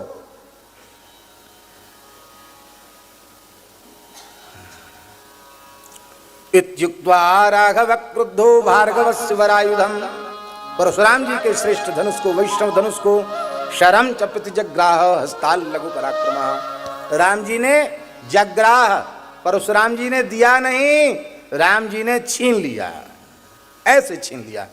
और इस जग्राह के अर्थ को टीकाकारों ने कहा है कि केवल धनुष और बाण को ही नहीं लिया, उसको लेने के माध्यम से उनकी जो अवतार शक्ति थी, जो भगवत तेज उनमें विराज था, उसको अपने में समाहित कर लिया राम जी ने। अब तो वो समझ गए, बोले शिव जी का धनुष तोड़ दिया और वैष्णव धनुष पर प्रत्यंचा चढ़ा दी। प्रभु मैं पहचान गया, आप साक्षात भगवान श्री राम हैं, परमात्मा हैं। तो क्या करें, पहचान तो गए, बोले धनुष तो आपके ही पास रहेगा। ये अब हो गया, परीक्षा हो गई है। बोले परीक्षा हो गई ये तो ठीक है, पर हमने जो बाण चढ़ाया है ना प्रत्यंचा पर, ये बिना अपना कार्य किए तर्कस में प्रविष्ट हो नहीं सकता, अमोघ बाण है हमारा। तब आपने कहा कि मैंने पृथ्वी का दान कश्यप जी को कर दिया था, इसलिए मैं धरती पर विश्राम नहीं करता, अपनी दान की हुई वस्तु का उपभोग नहीं करना चाहिए। मैं धरती पर दिन में विचरण करता हूँ, शयन के लिए महेंद्र पर्वत पर चला जाता हूँ। ये महेंद्र पर्वत है तो धरती पर यह समुद्र ने परशुराम जी को दिया है, ऐसा ब्रह्मांड पुराण में लिखा है। इससे समुद्र के द्वारा दिया हुआ होने के कारण मैं वहाँ निवास करता हूँ। हम भी वहाँ दर्शन करके आए। महेंद्रगिरी पर्वत उड़ीसा में है, महेंद्रगिरी पर्वत पर दर्शन करके आए हैं, बड़ी सुंदर शोभा है। तो हमारी गति को आप अवरुद्ध न करें, हमारे पुण्य लोकों को नष्ट कर दीजिए। राम जी ने बाण से उनके पुण्य लोक नष्ट कर दिए। इसका मतलब राम जी के मिलने के बाद अब पुण्य लोकों में जाने की इच्छा कहाँ रह जाती है, फिर तो समाप्त ही हो जाती है। और श्री परशुराम जी आज भी भगवान हैं, वे विराजमान होकर के तप कर रहे हैं, सदैव परशुराम जी विराजमान हैं। यहाँ तामिमाम मदगतिम वीर हंतुम नारसी राघव मनोजवम गमिष्यामि महेंद्रम पर्वतोत्तमम, मैं मन के वेग से महेंद्र पर्वत पर जाऊंगा। और एक बहुत अच्छी बात परशुराम जी ने कही है, वे कहते हैं नचेयम तब काकुत्स ब्रीडा भवितुमर्हति त्वया त्रैलोक्यनाथेन यदहम विमुखीकृतः। आपसे पराजित होकर के हमें लज्जा नहीं हो रही। क्यों? मैं त्रिभुवन के स्वामी से परास्त हुआ हूँ, परमात्मा से हारा हूँ। इसमें आपसे हारने में ही मेरी शोभा है, मेरी महिमा है। जो लोग कहते हैं कि वाल्मीकि रामायण में भगवान को भगवान नहीं कहा गया, वो लगता है मूल ग्रंथ कभी पढ़ते ही नहीं, देखते ही नहीं। त्वया त्रैलोक्यनाथेन, ये कौन कह रहा है? परशुराम जी। आप संपूर्ण ब्रह्मांड के नायक हैं, आपने विमुख किया है। रामम दाशरथिम रामो जामदग्न्यः प्रपूजिता, यहाँ पूजिता नहीं है, प्रपूजिता। विधिवत मंत्रोच्चार पूर्वक राम जी का पूजन किया है परशुराम जी ने। तो तदा प्रदक्षिणी कृत्य राम जी की परिक्रमा की है और जगामात्म गतिम प्रभु, आशीर्वाद देकर के चले गए। राम जी ने गते रामे प्रशांतात्मा रामो दाशरथिर्धनु वरुणाया प्रमेया दधौ हस्ते महायसा। परशुराम जी ने अपना धनुष वरुण जी को दे दिया और वो चले गए। इधर चारों लाल जी अयोध्या में आ गए। माताओं ने बहुओं की सेवा दर्शन किया है और जो भी नेक जोक होते हैं सब किया है। कौशल्या च सुमित्रा च केकयी सुमध्यमा च सुमध्यमा वधू प्रतिगृहे युक्ता यश्चान्या राजयोषिता ततः सीताम महाभागाम उर्मिलाम च सस्तनीम कुशध्वज सुते चोभे जगरुण प्रयोषिता। चारों लाल जी, चारों लली जी के साथ महल में आ गए। जब ते राम ब्याह घरी आए नित नव मंगल। बड़ी भाग दौड़ करके बाल कांड को पूरा करना पड़ा।